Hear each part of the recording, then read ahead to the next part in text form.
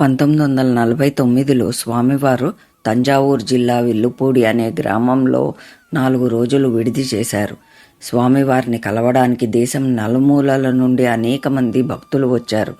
పూజ కాగానే భక్తులకు పెరియవ తీర్థం ఇస్తున్నారు. క్యూలో వస్తున్న వారిలో బొంబాయి నుండి వచ్చిన కుటుంబం ఒకటి ఉంది. ముందుగా తల్లి తండ్రి వచ్చి తీర్థం తీసుకున్నారు. తరువాత 25 ఏళ్ల వాళ్ళ అబ్బాయి వచ్చి తీర్థానికై స్వామి ముందు చేయి పట్టాడు.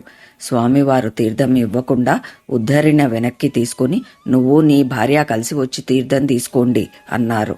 ఆ మాట విని ఆ యువకుడు తెల్లబోయాడు. ఇంతలో పక్కగా ఉన్న ఆడవాళ్ల గుంపులో నుండి ఒక అమ్మాయి ముందుకు వచ్చి ఆ యువకుడితో పాటు తాను చేయి చాపింది తీర్థానికై. తీర్థం తీసుకున్నాక ఆ అమ్మాయి ఆ యువకునితో కాక ఆడవాళ్లు ఉన్నవైపు వెళ్తుంటే స్వామి ఆపి, అంతా కలిసి బొంబాయి వెళ్ళండి అని ఆశీర్వదించారు. కట్నం విషయంలో వచ్చిన గొడవ మూలంగా పుట్టింట్లోనే ఉంటోంది ఆ అమ్మాయి.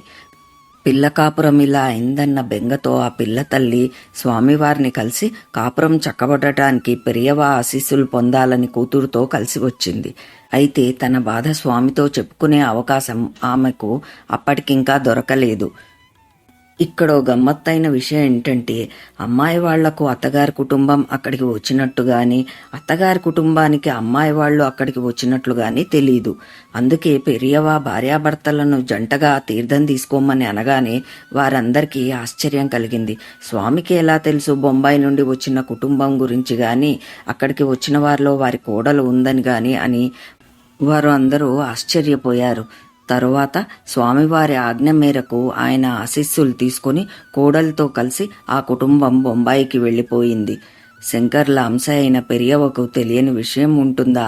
స్వామి లీలలు మనకు ధైర్యాన్ని, ప్రేరణను ఇవ్వాలని ప్రార్థిస్తూ అపార కరుణాసింధుం జ్ఞానదం శాంతరూపిణం శ్రీచంద్రశేఖర గురుం ప్రణమామి ముదాన్వహం.